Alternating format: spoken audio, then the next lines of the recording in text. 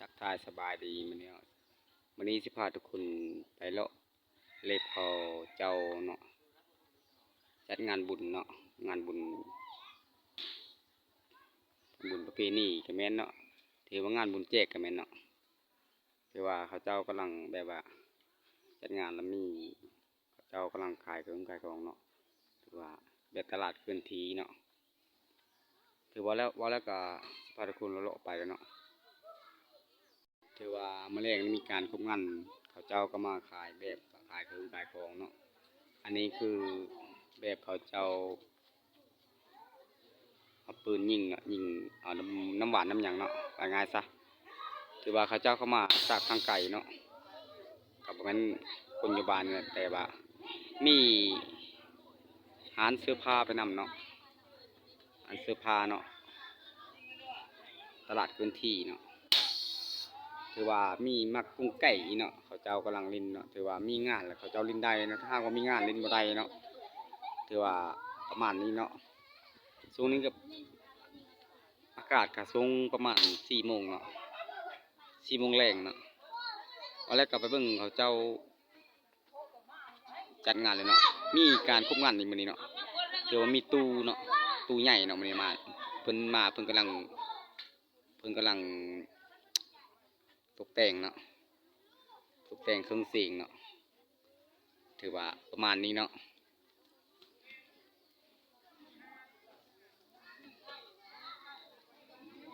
ว่างานแมลงนี่ถือว่ามีวงดนตรีวงมาลีเนาะถือว่ามาจากคนละเนาะมาจากบ้านพอเล็กเนาะถือว่าเขาจะมาฮับไซไฟในบ้านนี้เนาะพนักงานนี่ว่างานซะเนาะที่ถือว่าดังบ่ดังกะเขาเจ้าก็ยังกะเกมเนาะทรงนี้กะเขาเจ้าเอแล้วเนาะแต่ว่ายังบ่ทันได้คำเนาะเขาเจ้ากำลังกะเกมอยู่เนาะ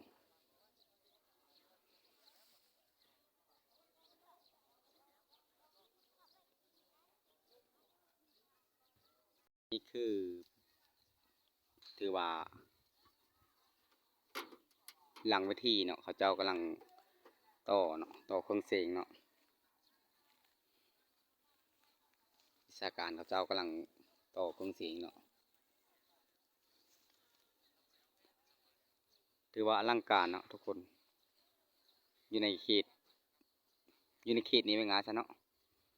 เขตอื่นบ่ทันว่าถึงเนาะ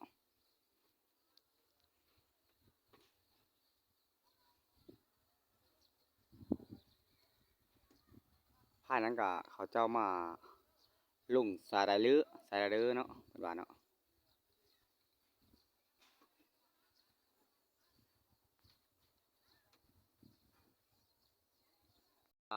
ฮับน้ำหนักได้ก็เกือบหนักเติบเนาะจะได้เอามาล็อกซักขึ้นเนาะ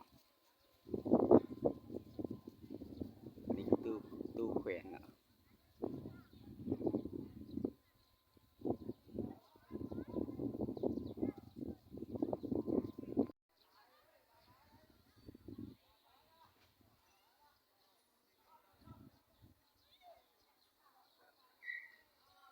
เดือนละวงก็ถือว่าเป็นกลางทุ่งนาเลยเนาะถือว่ากว้างขวางเนาะนี่คือบ้านที่เขาเจ้าจัดงานถือว่ามีการคุมงานมาเลยนอกถือว่ามาเบิ่งกันเครื่องเสียงของวงมาลีเนาะถือว่าภาพไปไกลนี้เนาะถือว่าเขาเจ้าสิมารับใช้งานในงานนี้เนาะถือว่า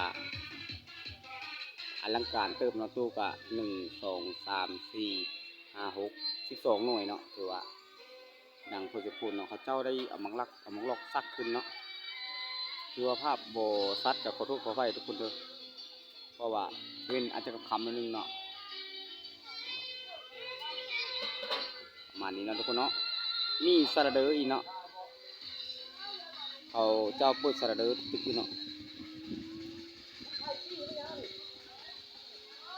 ภาพบรรยากาศของเขาเจ้ากินจัดงานเนาะนั่นคือสระเดอเนาะแมลงเนาะถือว่า ม่วงขนาดว่าไงซะ เอาง่ายๆอยู่ที่บ้านหน้าของแก้วสนาพี่น้อง